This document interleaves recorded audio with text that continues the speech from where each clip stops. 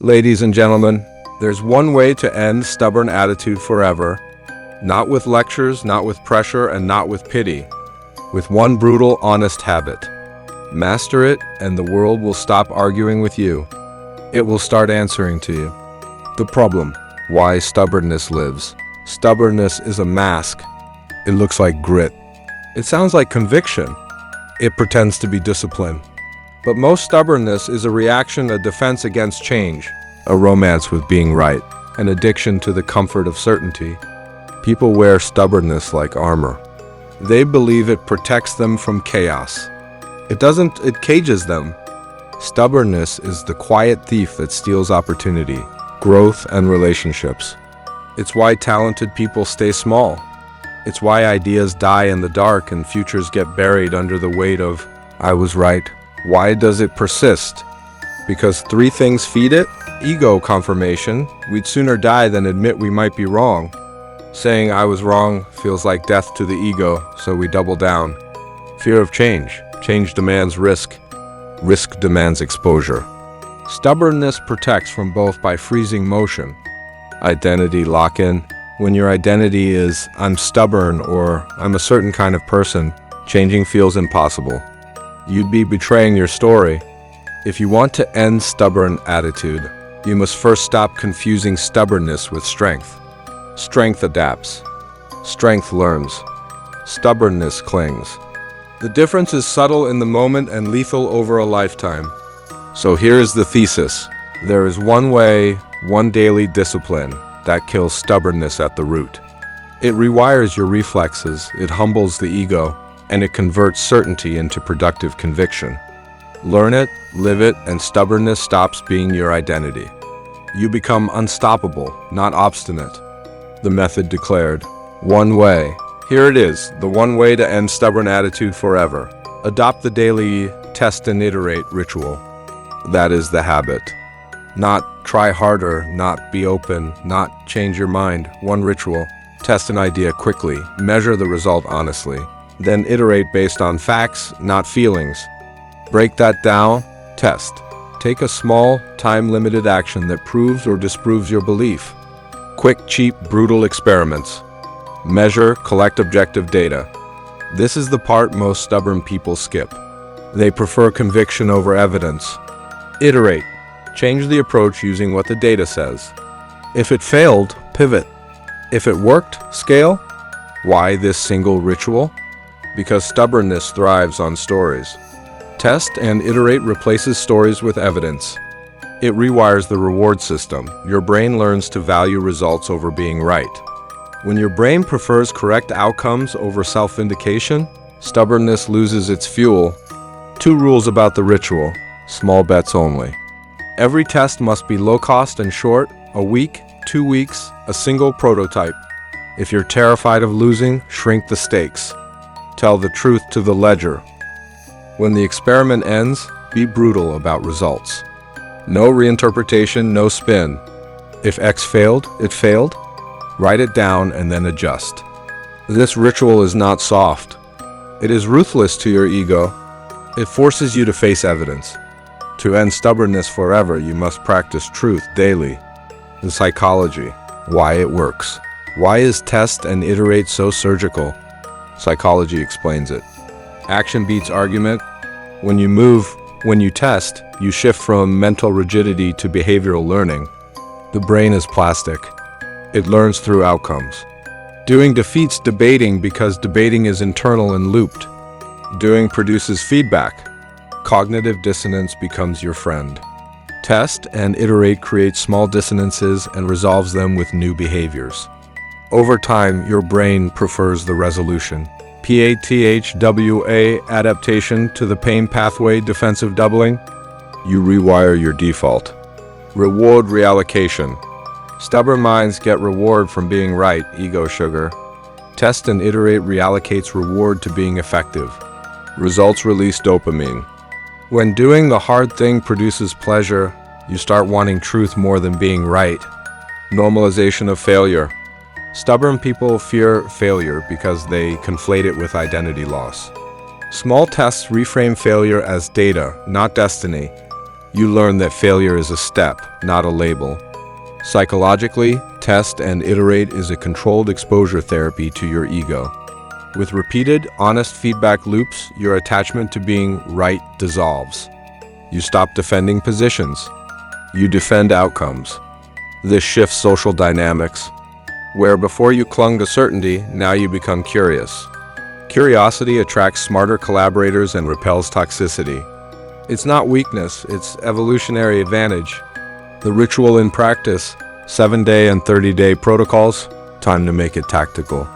The ritual must be repeatable. Here are 2 protocols you will use 1 week to start the reflex, 1 month to build identity change. 7-day micro-test protocol, create the reflex. Day 0, pick one stubborn belief. Example, my marketing needs more polish before, POS change, or I can't show my product until it's perfect. Day 1, design a tiny test.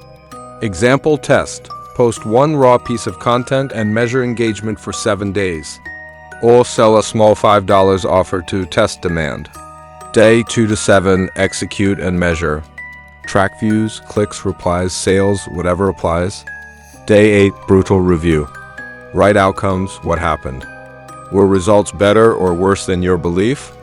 Decide next action, scale, tweak, or kill the idea. 30-day identity protocol, rebuild the reflex into character. This is the month that flips your wiring. Week 1 to 4 micro-tests. 1 every 7 days, build accuracy and small outcomes. Week 2, 2 medium tests. 14 to 21 days, increase stakes slightly. Get real feedback.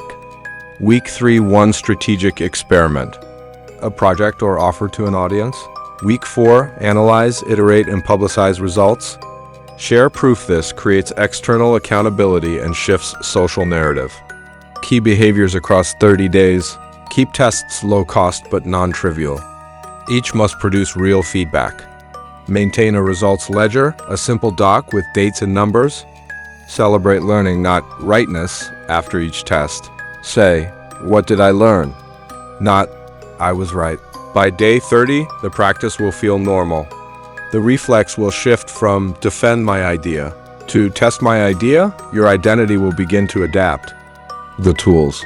How to measure honestly. You cannot iterate on fog. Measurement must be objective. Here's how to measure honestly, the tools and rules. Toolbox. A ledger, Google Sheet, or notebook. Columns, hypothesis, action, metric, result, learnings, next step. Basic analytics, views, clicks, conversions, replies.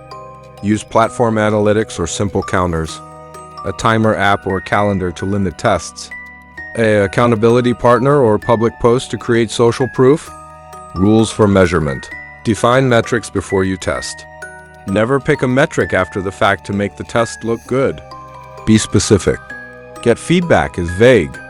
Secure 10 meaningful replies in 7 days is specific. Use relative comparison. Compare to your baseline. If baseline is 0, measure percent increases or absolute counts. Ignore noise. Single outliers, a viral anomaly, don't rewrite the rule. Look at patterns. Record learning, not excuses. If it failed, write exactly why and what you'll change. No whitewashing. Measurement discipline is anti-stubbornness. It forces honesty, social dynamics, and the need to be right.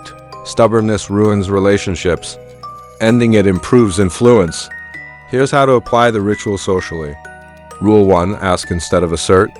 Replace statements with mini-tests in conversation. Instead of, this will never work, try, what if we tried X for a week and see? You've turned debate into experiment. Rule 2, make disagreement actionable. When someone challenges you, propose a small test. Don't win arguments. Win evidence. Rule 3, public accountability. When important decisions are at stake, propose a time-bound trial. This reduces ego and increases buy-in. Rule 4, keep humility visible. Say, I could be wrong, here's how we'll check. Humility is not weakness. It's a tactical posture that invites collaboration. Rule 5, guard your boundaries. Test and iterate doesn't mean flip-flop on values. On core non-negotiables, be clear. Tests handle methods, not morals. Socially, you become the rare person who chooses outcomes over being right. That attracts smarter people. You'll notice toxicity evaporates. The weak resist control, but the strong align with results. Resistance and the ego battle. Your ego will sabotage this ritual. Expect it. Here's how to fail-proof your practice. Obstacle 1. Confirmation bias.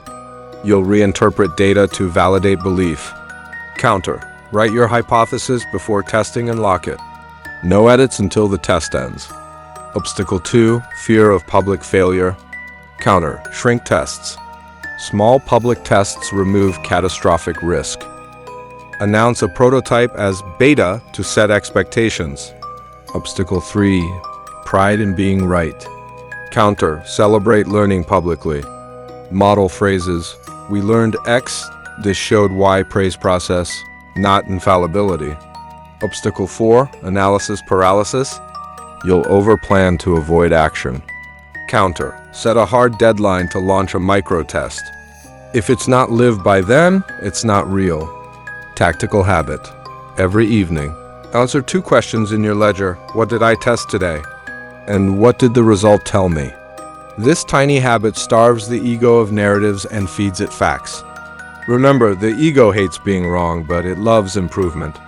Redirect its hunger toward measurable growth. Make changing your mind a sign of intelligence, not failure. Case studies and examples. Make this real. Here are quick archetypal examples you can adapt. Creator who feared feedback. Belief. I must perfect every video for months. Test. Publish 1 raw 3-minute clip weekly for 4 weeks. Measure, watch time, comments, subscriber growth.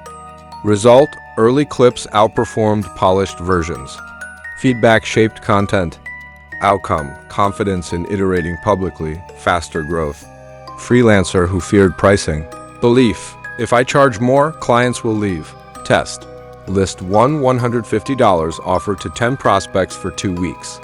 Measure, conversion rate, objections. Result, 3/10 converted. Objections were fixable. Outcome, price rise, better client quality, revenue stability. Leader who clung to old strategy. Belief, we must keep the current process. Test, run A/B on new workflow in a small team for 30 days. Measure, throughput, error rates, team sentiment. Result, new workflow improved throughput by 20%. Outcome, company scale. These cases show a pattern. Small tests deliver faster learning than long arguments. The people who mastered test and iterate got better faster. The identity shift, from stubborn to scientific mindset. By practicing the ritual, you don't merely change habits, you change identity. You move from, I am right, gives I value truth. From, I must be certain, gives I prefer accurate results. From, I avoid being wrong, gives I pursue learning. This identity shift is the real victory. It changes every decision, career moves, relationships, investments. You no longer grind for ego trophies. You pursue clarity and impact. How to anchor identity. Tell a short truth story each week about a test you ran. Public narrative rewires self-perception. Label yourself with an active identity phrase. I'm a builder who tests. Repeat it daily. Surround yourself with people who ask, what did it show? Not, are you sure? Those people are your new environment.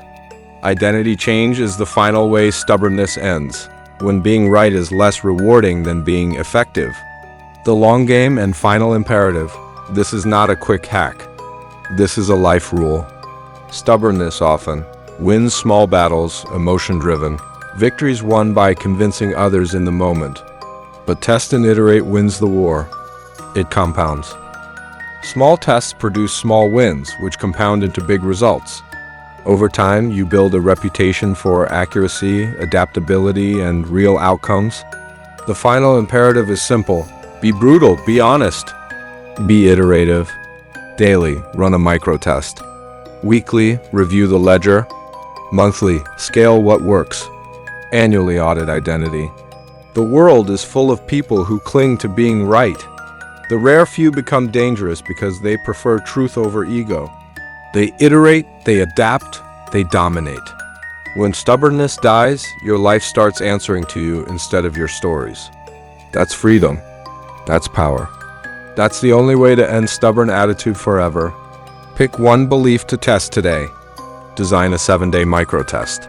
Create a ledger. Hypothesis gives action, gives metric, gives result, gives next step.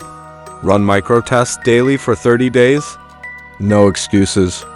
Make the review public at least once a month. Accountability plus social proof. Replace the words "I was right" with "I learned" in your vocabulary.